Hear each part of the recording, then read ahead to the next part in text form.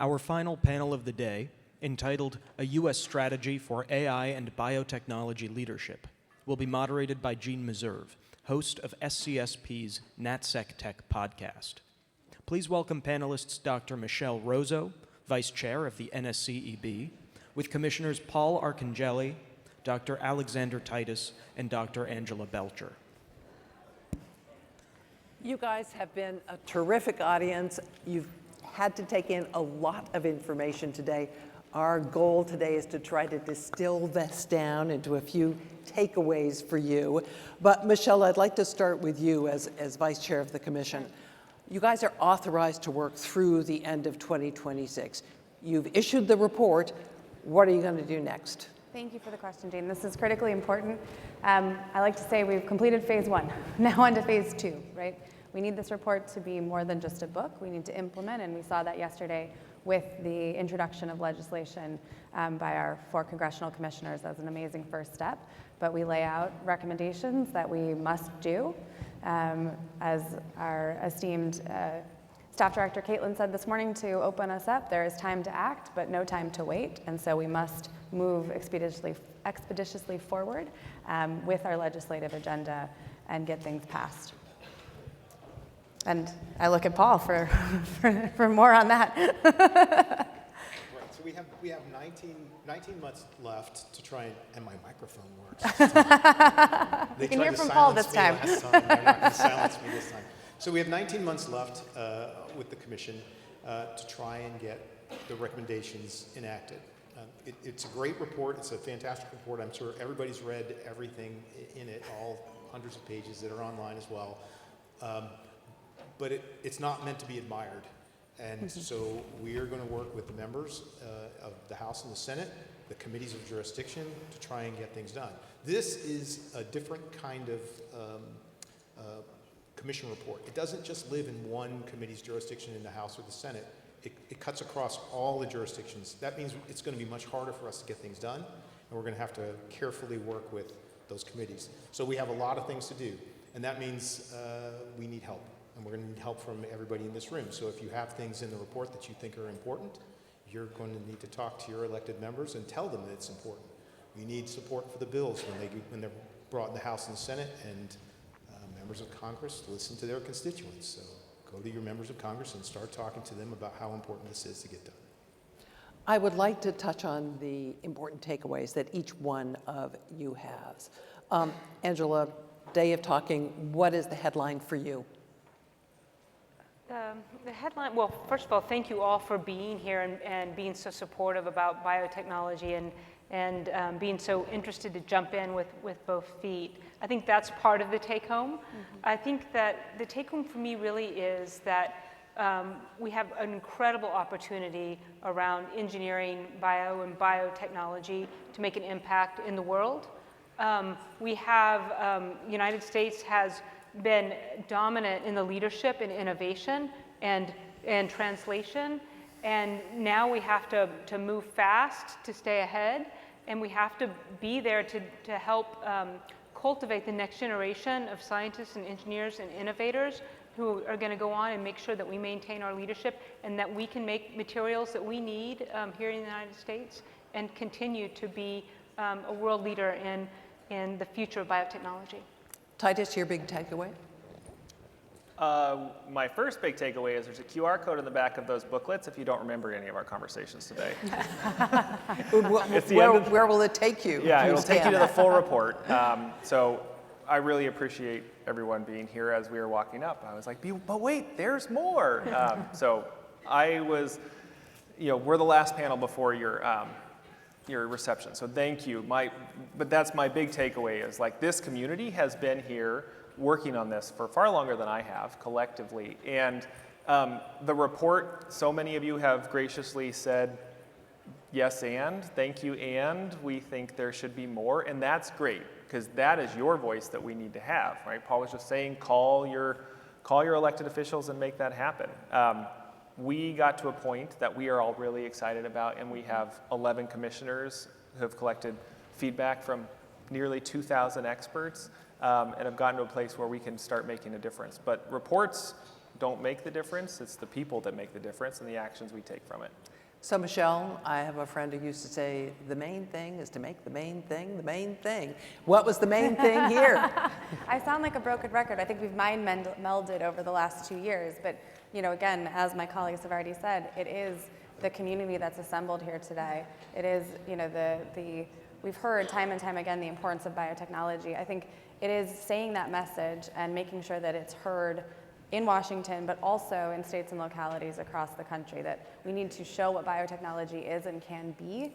And I am excited by the potential, as demonstrated by all of you in this room and folks paying attention online with us, that there is a path forward and there's so much to do here. So I'm very appreciative of everyone with us today. Paul? It's no secret that we are in an interesting political time, especially with regard to science and the government. And this report arrives at an important time.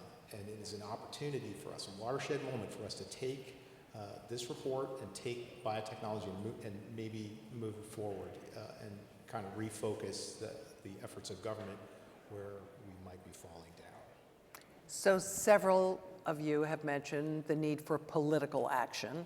Apart from that, if you were to turn to this audience and say, here are 1 or 2 things we really think need to happen to move this issue, what would those 1 or 2 things be? Who wants to take a bite of that apple first? They all jump. Well, it's 50 things. Right? I mean, that's Start the with 1 thing. or 2, besides the political one, which Well, is... I answered this on my first one where I think it's the national parks, but that's because I just want to go play outside. But I think that really getting the government to coordinate and take action, and so that's the legislation that was introduced yesterday. That's why that's the first piece. It's how do we have a real coordinating function so that we can take advantage of what is there, what is still there, and what will be there, because everything will fall from that, from coordinating and then having leadership in agencies that understand the impact of the technology. Go ahead. I was going to say I can build on what Titus is saying, because I completely agree. And as we said earlier, that's kind of phase 2 is getting this actually passed, this legislation moving forward and the agenda moving forward.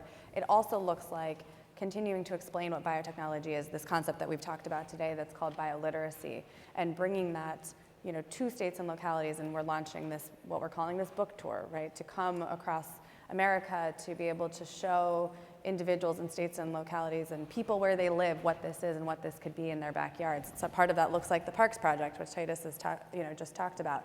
But it's also things like what Angie showed us today with the demonstrations and the amazing things coming out of their lab. Someone asked me yesterday on the Hill, a member, you know, where would you point me to find something of biotechnology? And I said, well, we can find it anywhere. We can go to your district, we can go to the state that you're from. Biotechnology can be all around us. There are companies in every vertical, right, that we could highlight. And so that is the other part of this phase that we're embarking on, is to, you know, imbue the public with a love for bio that we all have or gained over the last 2 years of working together on this issue, because I think it starts with, you know, the public buying in on what it is we're talking about as well.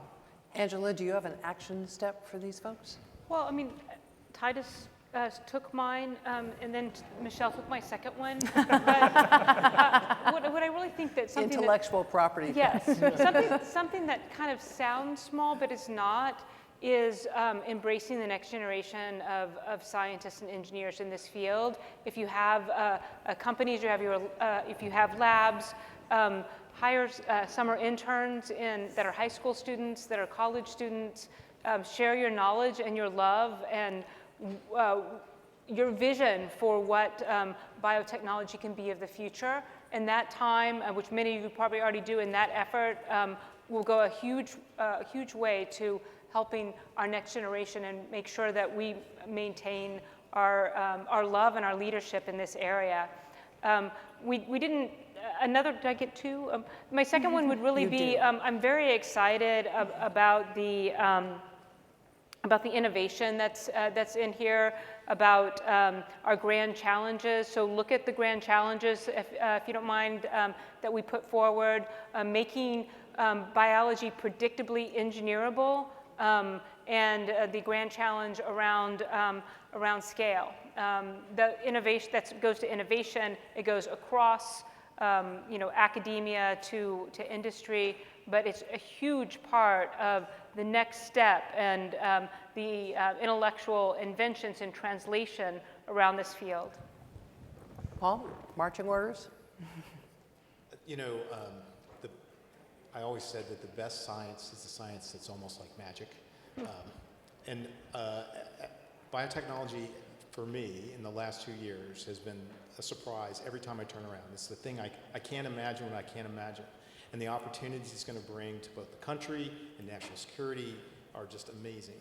So I would just say we have 19 more months for the commission to be around, and I expect that with the speed that this is all moving, we're going to have a whole other generation of technology in front of us by the time we get to the end, and hopefully we'll have more opportunity to make recommendations on things that we can do in the government to make biotechnology bigger.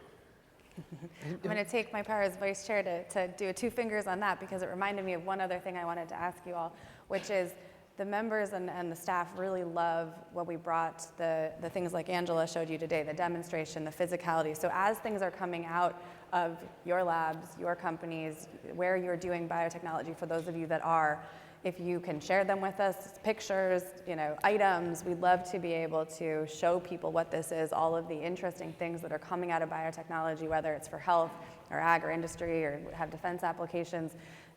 Those being able to touch and feel what bio is and what's possible makes such a huge difference to open up the mind of policymakers in Washington and show really what this agenda is all about. Hey, you can always use the dire wolf, right? Thank you very much for being here today. And thank you so much, all of you, for your very hard work on producing this report. A round of applause for them.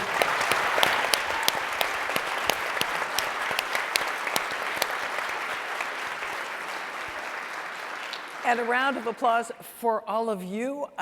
This was a very long day, and most of you are still here, and it's great. Thank you so much for your attention. Now go forth, enjoy yourself, and spread the gospel of AI and biotechnology. Take care.